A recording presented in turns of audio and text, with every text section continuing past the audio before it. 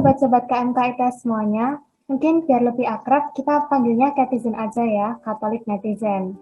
Nah, podcast bukan sembarang podcast nih. Spesial di bulan Juli yang indah ini, kami menyajikan podcast spesial yang berjudul An Introduction dalam rangka peringatan Santo Ignatius Loyola yang akan kita peringati pada tanggal 31 Juli mendatang.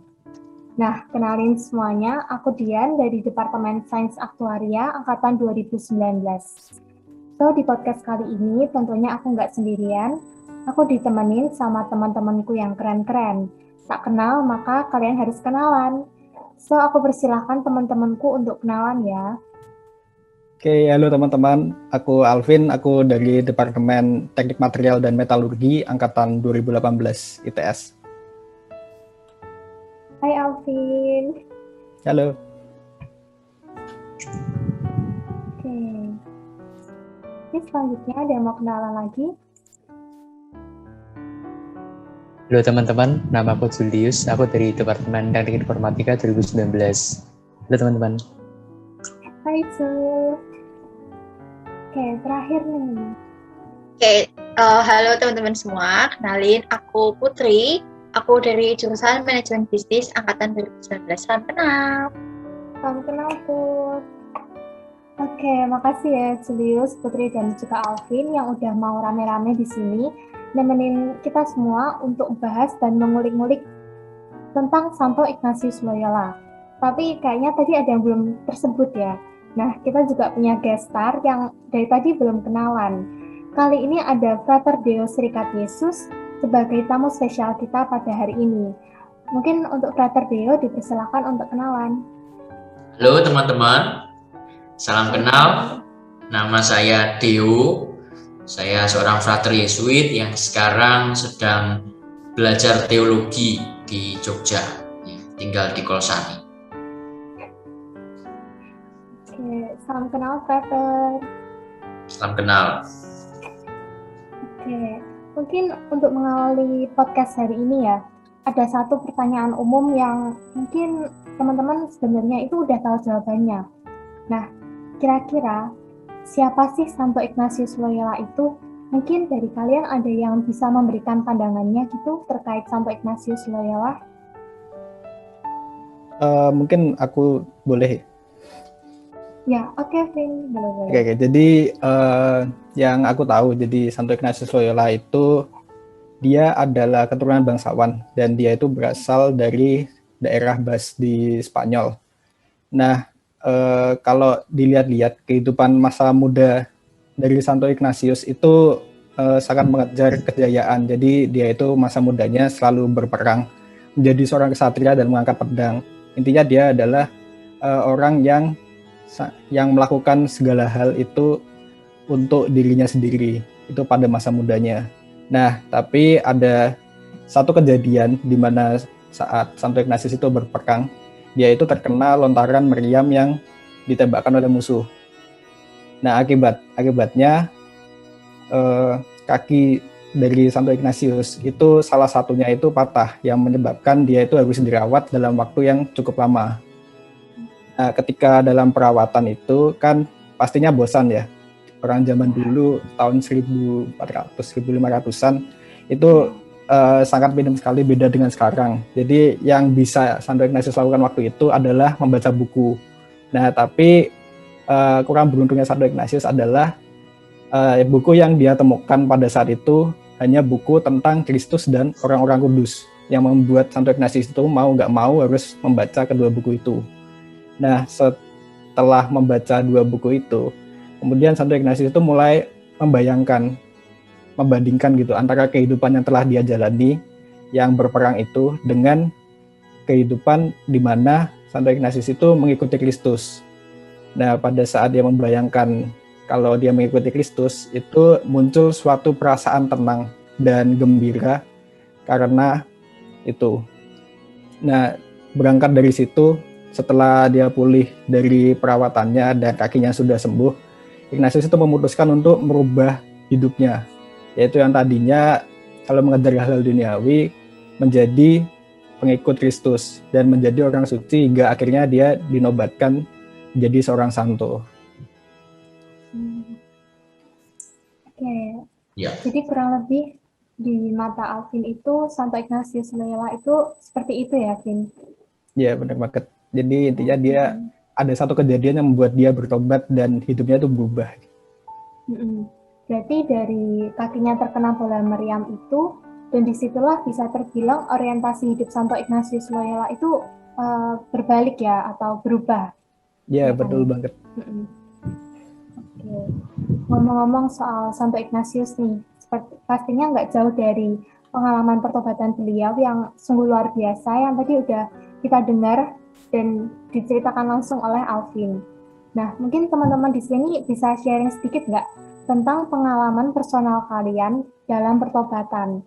Mungkin ada cerita yang sekiranya itu menyenggol kalian atau menyadarkan kalian untuk bertobat. Aku mau cerita sesuatu nih, pengalamanku yang berhubungan dengan pertobatan seperti yang Ignatius lakukan. Jadi itu dulu ceritanya tuh aku kelas 12 SMA. Nah, waktu SMA itu aku tuh awal-awal SMA tuh belajar tuh nggak niat gitu. Jadi isinya itu SMA aku habiskan untuk bermain. Jadi kayak pulang sekolah itu main ke kos temen sampai malam baru pulang ke rumah, dan sampai pulang di rumah tuh nggak belajar lagi gitu loh. Nah, tapi saat kelas 12 itu ada ujian SBMPTN, yaitu ujian masuk perguruan tinggi negeri. Nah, mendengar ujian SBMPTN itu, aku tuh pengen banget masuk perguruan tinggi, salah satu perguruan tinggi negeri. Nah, untuk mendorong niatku itu, aku tuh jadi sadar gitu loh. Apa yang aku lakukan selama ini tuh kayak kurang gitu loh. Aku tuh nggak pernah belajar, tapi kok aku pengen SBMPTN lah. Gimana caranya aku harus berhasil dalam SBMPTN ini? Nah, dari situ aku mulai sadar, terus aku mulai belajar dengan ikut bimbingan online, juga tryout dalam mengikuti SBMPTN ini, untuk menyiapkan SBMPTN ini. Terus hingga pada akhirnya hasil pengumuman SBMPTN keluar, dan aku diterima di salah satu perguruan tinggi negeri yang ada di Surabaya, yaitu di ITS ini. Nah, jadi motivasiku adalah itu, aku tuh ingin masuk salah satu perguruan tinggi negeri lewat SBMPTN, tapi aku tuh nggak pernah belajar dulunya. Lalu aku tersadarkan lewat situasi itu. Kayaknya pengalaman Julius ini relatable banget ya sama kita yang dulu pejuang SBM ini. Iya, betul sekali. Jadi awalnya yang dari Julius nggak peduli tentang belajar, terus tiba-tiba kepikiran masa depan gitu ya, Jul. Ada masa depan yang harus dikejar, dan akhirnya dari belajar dan berdoa bisa mendapatkan apa yang kamu inginkan. Nah, mungkin ada lagi nih teman-teman yang mau cerita. Aku kan belum ceritakan. Ya, mungkin beda sama Julius yang tentang apa ya, kayak studi. Aku lebih ke merepet dikit kayak Ignatius yang dia jadi mengenal Tuhan. Cuman kan di sini Ignatius kasusnya beliau sebelumnya benar-benar belum mengenal Tuhannya, memutuskan untuk mengikuti jalan Kristus gitu kan. Nah, sedangkan aku di sini kan dari kecil kan ya kayak kita ini kan udah diajarin Katolik karena orang tua kita juga Katolik. Nah, tapi sampai akhirnya aku waktu kelas 4 SD itu aku sakit, dan anehnya adalah dari medis itu nggak menyatakan aku sakit.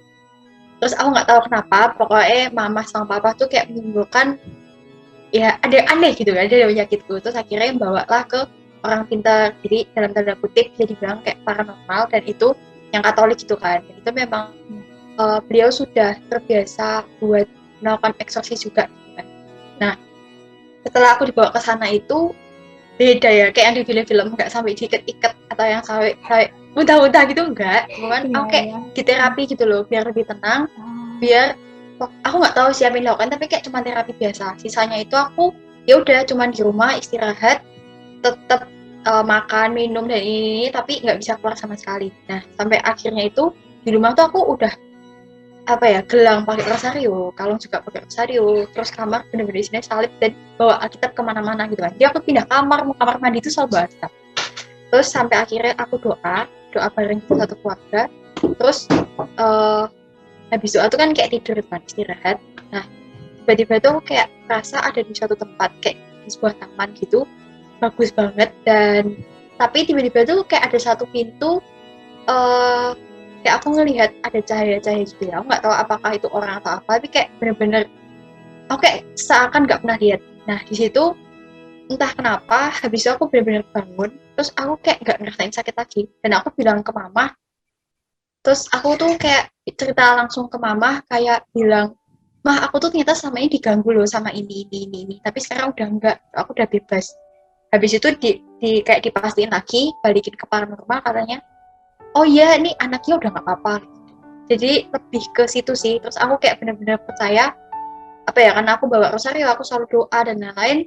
Aku ternyata dengan sendirinya bisa tahu apa yang merasukiku dan bisa ngusir itu dengan sendiri, tanpa literally kayak langsung diusir sama orang-orang yang eksorsis kayak gitu. Itu sih kalau apa dari aku. Ya, serem juga ya ini tuh pengalaman kamu ya. Jadi kalau Julius tadi lebih ke SBM gitu ya. Kalau Putri itu lebih saat sakit.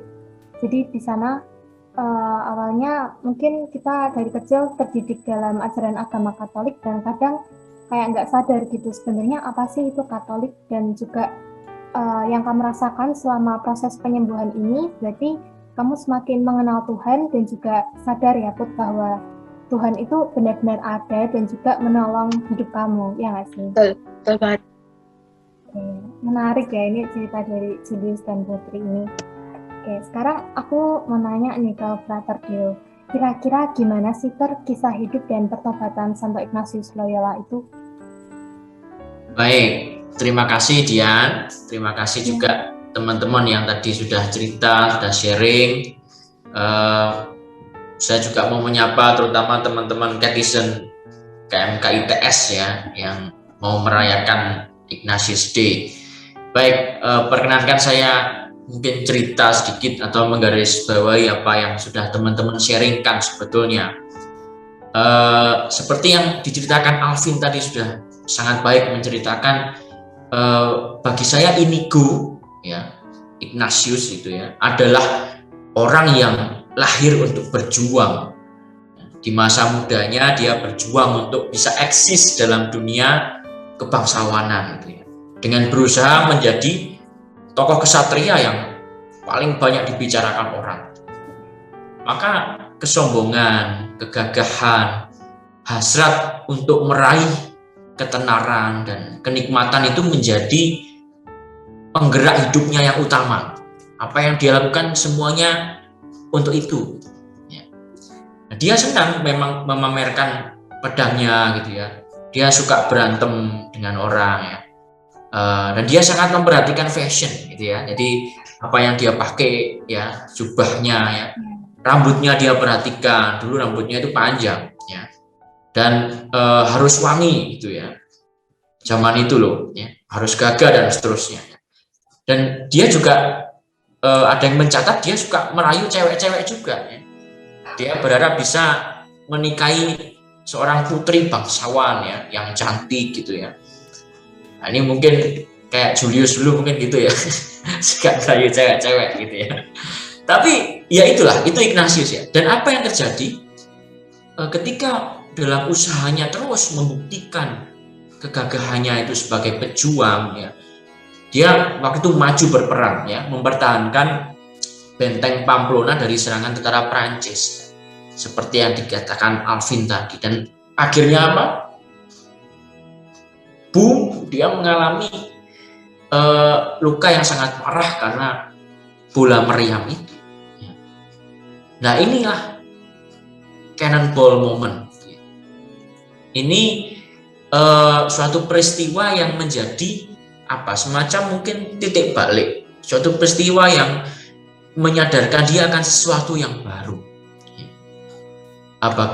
Misalnya bagi Julius tadi, cannonball momentnya dia mungkin saat kelas 3 SMA tadi ya, ketika mungkin pada titik itu dia berpikir tentang masa depan. Wah, aku mau jadi apa nih ke depan ya kalau aku kayak gini terus. Misalnya ketika merenung memikirkan masa depan, mungkin tersadar akan sesuatu. Nah, bagi Putri misalnya, cannonball moment itu mungkin saat dia kecil itu ya, ketika Putri sakit-sakitan tadi cerita ya, dan akhirnya bisa sembuh gitu. Dan saya rasa itu karya Tuhan, itu cinta Tuhan yang dialami secara personal oleh putri gitu ya kan. Ignatius sendiri sebenarnya tidak segera setelah cannonball moment itu dia bertobat. Nah, seperti yang diceritakan Alvin tadi, ya, Inigo berbaring, dia berpikir-pikir, dia merenung, ya, dan sebenarnya dia masih mau tuh melanjutkan karirnya di kancah dunia ksatria gitu. Tapi tadi ya lewat membaca buku, tapi juga lewat doa-doa. Ignatius itu juga punya devosi, ya. Dan waktu dia merenung itu loh sendiri itu memang menjadi penting, dan dia di situ justru merasa bahwa jadi ksatria dunia yang mengabdi raja itu bukan kebahagiaan yang dia cari-cari gitu. Kayaknya bukan kebahagiaan yang sejati yang dia dambakan, melainkan jadi ksatria yang mengabdi raja abadi, yaitu Yesus Kristus. Nah, di titik itu dia belajar bagaimana mendengarkan kehendak Tuhan dalam dirinya.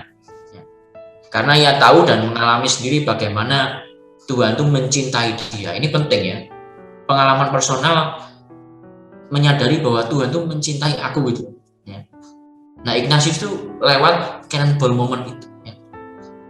Dan pengalaman itu membawa dia pada kebahagiaan yang sejati, yang lebih bertahan lama, yang membuat dia merasa damai, yang belum pernah ia sadari sebelumnya. Lalu dia menjadi peziarah. Nah, mungkin pertanyaan untuk kita semua, untuk teman-teman semua, untuk KMK, ya, ITS mungkin, apa cannonball moment dalam hidupmu? Ini saya kira pertanyaan yang penting yang mungkin bisa ya kita renungkan dalam hidup kita. Nah, gitu dulu Dian dan teman-teman. Terima kasih Frater Deo atas penjelasannya. Nah, tadi kan Frater Deo ini sempat menyinggung tentang cannonball moment ya, atau lebih familiarnya itu adalah peristiwa di mana Santo Ignatius bertobat saat kakinya terkena meriam. Nah, informasi ya teman-teman, tahun ini itu tepat 500 tahun dari peristiwa cannonball moment itu. Mungkin dari peringatan ini kita bisa memanfaatkan tahun ini untuk mungkin bisa merubah diri kita menjadi diri yang lebih baik. Karena titik pertobatan itu sendiri seperti perjumpaan pribadi kita dengan Tuhan. Ya, tapi kita masih menyisakan pertanyaan besar nih teman-teman. Belajar dari Santo Ignatius, gimana caranya kita itu bisa bertobat dan juga merubah diri menjadi orang yang lebih baik lagi. Nah, buat teman-teman yang penasaran, tunggu aja jawabannya karena kita akan obrolin di podcast Santo Ignatius Loyola selanjutnya. Oke, dadah semuanya. Terima kasih.